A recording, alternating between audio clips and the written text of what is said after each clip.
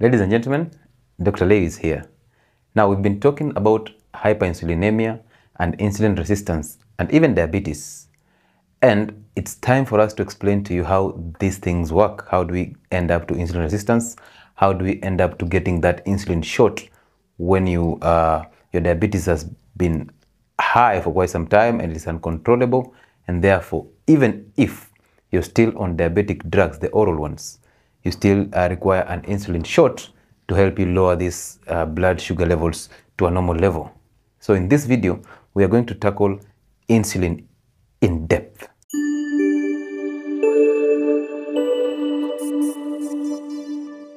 So insulin resistance or hyperinsulinemia is one of the causes or one of the reasons, the root cause of different health conditions in our body, be it diabetes, be it a fatty liver, be it the prostate like we talked about, be it obesity, and all these conditions, like basically metabolic syndrome. Insulin resistance and hyperinsulinemia is the mother to these conditions, including kidney problems. Now, for you to understand all those problems and for you to reverse them, you have to understand insulin. How does insulin work? Both the intrinsic insulin and the external insulin, which is given through injections. So how does insulin work? What are the side effects of insulin? And if at all, the external shot of insulin is healthy for you, or does it cause more harm than it helps? So welcome to this video. Now, this is a schematic representation or a diagrammatic representation of our gut. Okay? So this is our esophagus, the stomach, the pancreas, and the lumen in general. This is our liver and this is our heart. So we'll use this to demonstrate how these things happen. Now, insulin, as we always say, is a hormone that is produced by the pancreas. And the reason why it's produced by the pancreas is because you have taken in foods that have raised your blood sugar levels, and therefore you require something to lower it down. And that is the role of insulin. So the body is designed perfectly to handle any occurrences that will harm it. So if you have high amounts of glucose in the system, the body knows this is harmful, and therefore we have to bring them down or bring it down to normal. And that happens through activating the pancreas, the beta cells in the pancreas, to give you insulin. And that insulin is the one that is responsible for bringing down this blood glucose. So I want to show you how that happens. So any intake of carbohydrates, basically in your mouth, you have an enzyme that is called amylase. This amylase is the one that breaks down these carbohydrates, be it starches or be it the simple carbohydrates. However, the fibers, the tough ones to break, will not be broken down in the mouth. It goes all the way to the large intestines, where there is a high number of bacteria that break it down to give you, to feed on it and then give you healthy vitamins or other compounds that are healthy for you. Okay, so that is the function of those gut microbiome. But for the other carbohydrates, they are broken down in the mouth and they're absorbed. And once they're absorbed in the bloodstream, what they do is they have to go to the liver. Because remember, everything that that comes through the mouth has been digested in the stomach, and even the small intestine goes through the hepatic portal vein. So this supplies both the stomach and the lumen, so the small intestine. So there are branches of this vein that come all over into the stomach and into the small intestine. So once you eat, then it's digested and it's time for absorption. This food, either in the stomach, goes through the hepatic vein, or from the small intestine, it goes again through these branches or these capillaries that jointly bring it to the hepatic portal vein. Now, this hepatic portal vein, its function is just to carry all these nutrients all the way to the liver, because the liver is the mother of metabolism. This is where metabolism happens, detoxification, and all this breakdown and all this building up of good molecules happens in the liver. Now, for the fat, so for carbohydrates, it's in the mouth. For the protein, it happens in the stomach because of HCl and pepsin, and goes into the small intestine for absorption. Now, for the fat, it has to go all the way into the small intestine, joins the pancreatic duct, then pours into the small intestine, so that those components of bile and the components of the pancreatic juice help you to break down fat for it to be absorbed. But fat is not absorbed through this chain. Fat is absorbed through another chain, because there's a supply of other blood vessels here, not blood vessels, lymphatic vessels, along all these blood vessels or these hepatic portal capillaries. And the function of this lymphatic blood vessels is to absorb that fat. So fat is absorbed in the lymphatic system and goes direct to the heart. So it bypasses the liver. Okay, so fat does not get absorbed through the hepatic portal vein. That is the difference. Now, once you have digested all this, they are taken in. So remember, we are talking only about carbohydrates. We don't want to go into fat and protein metabolism because we talked about it and we'll also talk about it in details. So once you've broken carbohydrates, you've either absorbed glucose or fructose. This is where the problem comes in, because I always tell you, if you eat a fruit, the body does not recognize that fruit. It's you who knows you've eaten a fruit. If you eat ugali, it's just you who knows you've eaten ugali. But once it gets into the absorption level, it is no longer ugali, it's a carbohydrate, and it's the simplest carbohydrate, which is either fructose, the fruit sugar and the honey sugar, or glucose. So this is what is carried all the way to the liver. Now, once you take it to the liver, what happens is this glucose is broken down. It's either broken down to give you ATP or taken into the mitochondria where it goes through the Krebs cycle and to give you energy. Same to fructose, same to other proteins and other lipids. They go through the same pathway. Now, once you take it to the liver, then the liver breaks it down, and everything that goes to the liver, remember this is carried in the blood. So it goes to the liver, and then the liver takes it out through the hepatic artery into the heart. So this is still blood that has all these nutrients that you've just broken down, headed to the bloodstream. Now the heart pumps it out through the aorta all the way to the bloodstream. So this takes you all the way to the bloodstream and everywhere, systemic circulation. So this goes to the body, to the tissues, the legs, everywhere, the brain, and even the heart muscles themselves, even the liver again. So once that happens, now here is the systemic circulation. So we have blood layer. Now the blood that is here is supposed to have a specific amount of glucose. Okay? So this amount, the normal range of glucose has to be maybe 3.5 to around 6.9 millimoles per liter. So this is the normal range. Now what is interesting is once this blood has this amount of glucose, this is the normal range. However, since you've eaten so much carbohydrates, this blood level has a high amount of glucose because this is normal, you didn't eat, so you have a certain normal level. Then you've eaten carbohydrates, you've absorbed them, and then in circulation, your blood level starts to rise. Your blood glucose level starts to rise.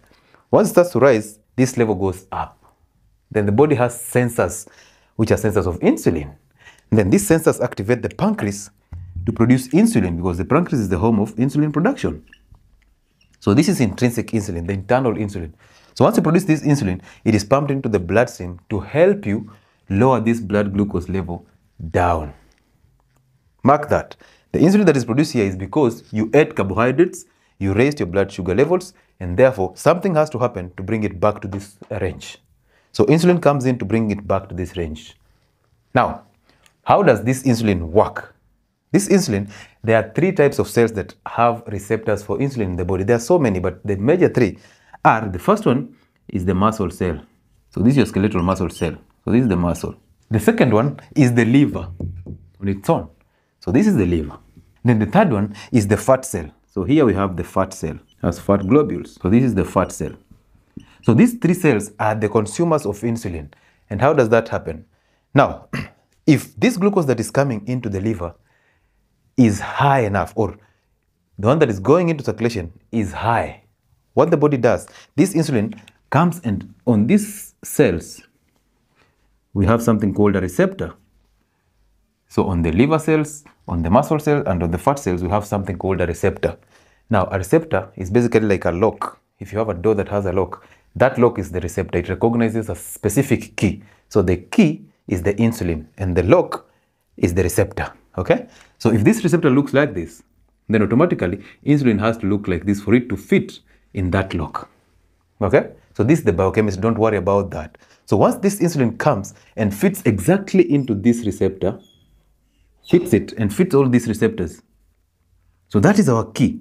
Our key is fitting into our keyhole. So once it does that, what it does is it opens up the gates so that this glucose in the bloodstream flows into this muscle cell to help you have this activity if you're working out, or to be converted into, the liver can convert again this glucose into fat so that it gets to be stored in fat cells, or the same glucose is taken to the liver, opens the gate, then flows into the liver, forms glycogen, and stored. Now this is what happens. We all know the concept of the bin, the dust bin that has a step over pad.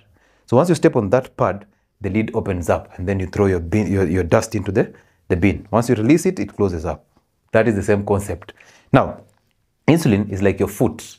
Then the receptor is like that pad. So once insulin steps on that pad, then cells, the gates in the cells open up. Then glucose flows into the cell. So once insulin steps on this receptor, comes in and steps on that receptor, then it opens up channels or gates in the liver, in the fat cell.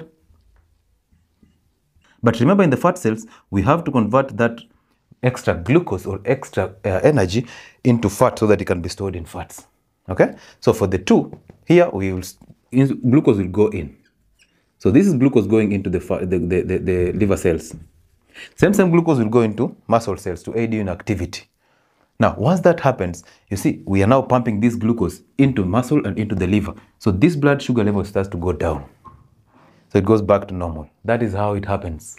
Now, in case you have excess of this, there comes a time when these muscle cells and the liver cells have had enough. So the cells have had enough. They cannot store. Remember, it's going in so that it can be stored or it can help you in activity. So once these cells are full, sometimes they become so full because you consume too much carbohydrates and that they're overwhelmed and you're not working out. So you're storing so much of this glucose in cells. So this glucose goes in and then the cells get exhausted. They have enough. So once they have enough, these gates cannot open anymore. So you cannot, they cannot allow any flow of glucose inside those cells. That is where the problem begins because the pancreas does not stop producing insulin. So it keeps on producing insulin to help you lower this blood sugar level by pumping this glucose into muscle cell or the cells. But these cells are already full, so they don't want any more glucose. That is what we call insulin resistance because once these gates cannot open, then glucose cannot go into the cells. Then this glucose level keeps on rising. Then we expect, since the glucose levels are rising, the pancreas will work harder to produce more insulin to bring that glucose down. However, the glucose is not going down. Therefore, in your bloodstream, you have a high amount of insulin and a high amount of glucose. Okay? So you have insulin that is going up. That makes hyperinsulinemia over a period of time. And you also have glucose that is going up because this insulin, even though it's high in the system, it is not pumping this glucose into these cells. So if it's not doing that, then we have high amount of insulin in the system and high amounts of glucose in the system. That's the reason why some diabetic patients have high amount of insulin and also high amounts of glucose because this insulin is not working. It's not taking this glucose where it's supposed to go. And therefore, all of them are accumulating in the system. Now, the danger comes here. One, overeating carbohydrates overworks the pancreas. So you're overworking the pancreas. It's always producing this insulin to help you lower your blood sugar level. So cells in the pancreas, the beta cells, can get exhausted. Number two, once you get to a point where cells cannot take any glucose, cannot take glucose anymore, then you start raising this amount of insulin, which is hyperinsulinemia, then that is where you're confirmed to be diabetic because your blood sugar levels are uncontrollable. They keep on rising and over a long period of time. Now, up to here, I hope we've understood. So the next thing is, if this insulin keeps going up, then the issues of chronic metabolic conditions begin. This hyperinsulinemia, we've discussed it, we've talked about it causing kidney problems. And therefore, you'll be told by the doctor, avoid salt. But nobody's telling you to avoid consumption of carbohydrates that causes a high insulin level. That is the reason why you're having that kidney failure. So even if you avoid salt, have you fixed the cause? You have not. Have you fixed hyperinsulinemia? You have not. You're only fixing the symptom of hypertension. So you can consume your salt, but fix this. Once you fix this, then even if you consume your salt, insulin will not be a problem. Why? Because insulin in the kidneys causes water retention. So kidneys are supposed to excrete water from your system.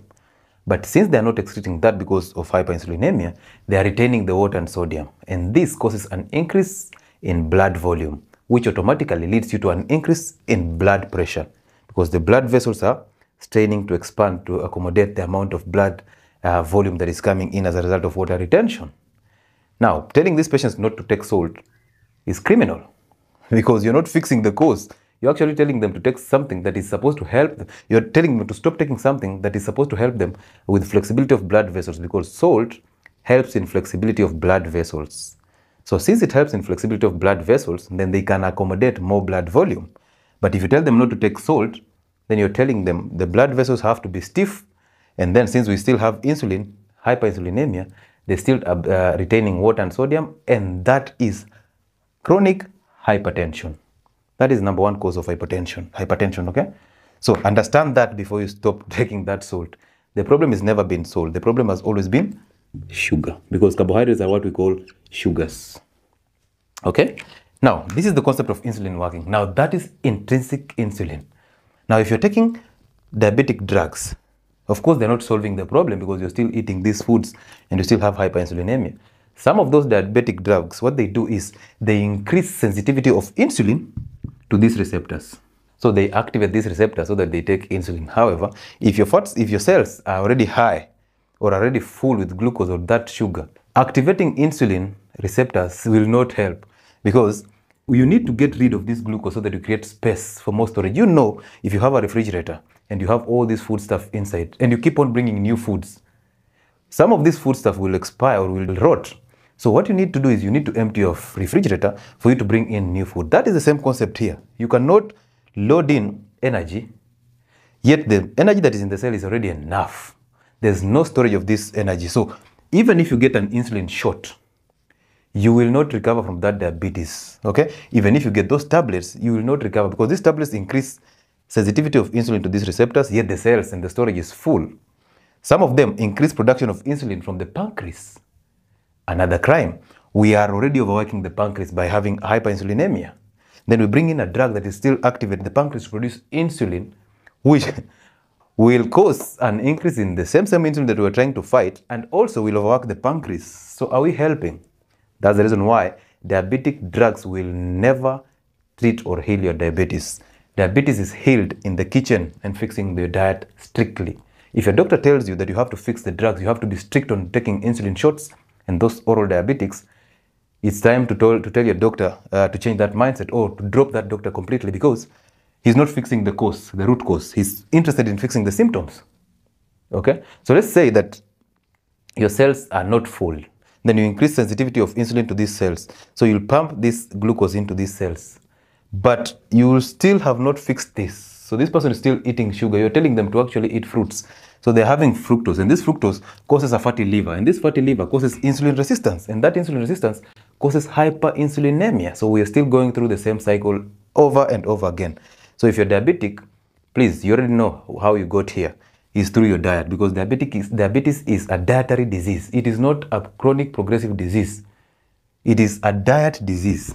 So if you fix the diet, you fix diabetes, and through that, you fix hypertension, through fixing the kidneys. Good. Now, the external insulin does the same job. So you have taken oral drugs. Your cells have become even more sensitive. You overworked the pancreas, and then now the pancreas has to produce limited amount of insulin. So what you do, you bring in an external shot of insulin. So you're bringing in an external shot of insulin to do the same job that was done by this insulin. Again, the same cycle. So those shots, actually, let me tell you something interesting. When you bring in insulin, or even if you have this insulin, you see this insulin, its work is to pump this glucose into cells and fat cells. Also the liver converts, so the liver storage form of glucose is glycogen. This is enough. When you're fasting, this is the first source of energy that is broken down. So you start by dropping these blood glucose levels, and then you start toning down, or glycogenolysis. You break down this glycogen by the liver to give you glucose. So you will never go into hypoglycemia when you're fasting because of this. Number two, once these stores, glycogen stores, are exhausted, then the liver turns, or the body turns to fat cells. So the liver now brings all the glucose or the fat that is stored in the fat cells back into the liver. We undergo lipolysis, which is breakdown of lipids, to either give you glucose or the ATP. So glucose goes into the Krebs cycle, you get ATP, or ketosis or ketogenesis, which means you break this fat to get ketone bodies, which are healthy energy sources for you. So the body likes this. The body likes storing fat because fat is very necessary for the body. Fat is like double the calories that carbohydrates and proteins produce. So the body likes that because it knows if any case you go into an emergency, you are fasting, you have a drought, then the body will use this fat to give you energy. You'll break down those fat cells to give you energy that you require to survive. So the body is preparing for an emergency already. So it stores that energy in fat cells. That's why it holds onto fat, and that's the reason why it's hard for you to lose weight, because the body loves fat. And again, getting this energy, this fat, breaking them down to give you ketone bodies or ketosis is hard. It requires a lot of energy. So the body does not like that, does not like to spend energy to get energy. So it wants to save that energy, and therefore it will opt for glucose because that is what you're eating. And also, you will require very minimal time or very minimal energy to break down glucose to get ATP. So that's the reason why losing body fat is very hard, because this one you have to either fast and prolonged fasting, and also you need a lot of energy to break it down. Okay, so the body will never allow you to go into hypoglycemia if you have a functioning body, because glycogen will be broken down to give you glucose, so it will raise the blood glucose levels in case it's going down during fasting. Then once you exhaust it, you turn to fat. When you go to fat, and then again, fat will give you glucose and blood sugar levels start to go up. So you will never go into hypoglycemia when you're fasting. Now, from that, external insulin, what it does is, even internal insulin, what it does is, it pumps this glucose into cells. The issue is, there is no reverse. So if you take in insulin, insulin is called an anti-lipolytic hormone. Prevents you from breaking down fat. So these fat cells will never break to give you energy if you have high insulin in your system. And that's the reason why this one side effect of this insulin is weight gain. Because once you keep getting this short and you're not fixing your diet, there is no, every glucose that is coming in your bloodstream is pumped into muscle and fat cells, and specifically fat cells. So insulin prevents you from breaking this fat to burn it to get energy. That is why it's an anti-lipolytic hormone, because its work is to help you store energy in fat cells and not the other way around. So the only way to get this fat to be burned to give you energy is by stopping or reducing the amount of insulin. Once you reduce the amount of insulin in your system, then the body realizes, hey, we are not getting any carbohydrates intake, so we are not getting any insulin coming into your bloodstream. So the body now turns to fat to break it down to help you lose weight and recover from diabetes and hypertension and even cancer and obesity. So that is basically the metabolic syndrome. So that is how insulin works. Now you get that external shot, you will never recover because you still add hyperinsulinemia, you still have kidney failure, you still go for amputation because you're treating the symptoms of diabetes and not the cause of diabetes. Therefore, diabetes establishes itself slowly over a period of time. You can be pre-diabetic for 10 years. Then once it blows out is a problem, because anytime these blood sugar levels go up, then you will have a problem with your sight. Okay, you will lose your eyes, you lose your brain. That's why you have mental fogging. You lose your kidneys, and therefore, if you lose your kidneys, you'll go into anemia. You'll go into uncontrollable high blood pressure. You'll go into acidosis or alkalosis because you cannot control acid-base balance. You'll go into bones problems because vitamin D is activated by the kidneys and the liver. So you'll go into problems of the bone. Now again, remember, the kidneys produce EPO, erythropoietin. And therefore, this is a hormone that activates the bone marrow to produce blood cells. So you'll go into anemia, okay? So imagine that, having anemia, having bone problems, having immune problems because you don't have vitamin D, having all these problems, and kidney problems will lead to more problems. That's why you have multiple organ damage. You'll even end up in a heart attack because of electrolyte imbalance, okay? So protecting your kidneys starts by protecting your pancreas. Now, come to think of it, in younger people, in babies and children who have diabetes type 1, an autoimmune condition, meaning your own body cells or your immune cells are targeting the pancreas cells, the B cells in the pancreas, so they are destroying them. So these children cannot produce insulin. Now, if you give them external insulin, remember babies, their stem cells are rapidly dividing, so they have a chance to rejuvenate their pancreas, okay? Because their cells are rapidly dividing. But if you give them external insulin, I'm not saying insulin injection is bad, it can be used, however, on minimal doses. But if you give them this external insulin, you're actually telling the body, hey, I'm getting something from outside, let's shut down the pancreas. So you start shutting down the pancreas of these babies. And therefore, they will live on this insulin for a lifetime. What you need if you're diabetic, either type 1 or type 2, is 1 meal a day and OMAD. This will help you lower your insulin levels, so even your insulin requirements will be low, and therefore you will not overwork your pancreas.